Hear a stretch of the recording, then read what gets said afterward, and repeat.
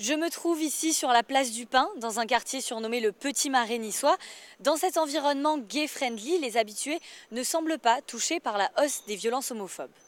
Coiffeurs, cordonniers, fleuristes ou encore restaurateurs, à Nice, la communauté homosexuelle est bien implantée et intégrée. Dans le quartier gay de la cité azuréenne, les problèmes sont rares. C'est comme un petit village dans la ville. Après, le fait qu'il y a des établissements homo, gay friendly, c'est sûr que c'est encore plus sympa. Normalement, dès qu'il y a des établissements gays, on est plus tranquille, on va dire, comme ça, même pour les filles seules et tout ça. Ça fait que le quartier, c'est particulièrement intéressant. Des quartiers gays, il en existe partout. Chueca à Madrid, Gazi à Athènes ou le Marais parisien, des endroits rassurants pour la communauté homosexuelle, à la limite du communautarisme.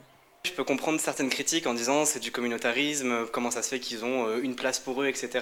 Par exemple, le Marais de Paris, oui, ça peut cantonner, c'est-à-dire que vraiment tous les établissements sont là et presque ils sont obligés d'être là parce que sinon les autres savent pas qu'il existe. À Nice, le Petit Marais n'a pas tant une grande influence, ce qui fait que vous avez des bars qui sont, vous en avez un sur la promenade, d'autres qui sont sur la place Rossetti, qui marchent très bien. Le débat sur le mariage pour tous serait bien à l'origine de cette hausse. Selon SOS Homophobie, 60% des témoignages de violences homophobes ont été recueillis au premier semestre, période durant laquelle les débats étaient les plus virulents.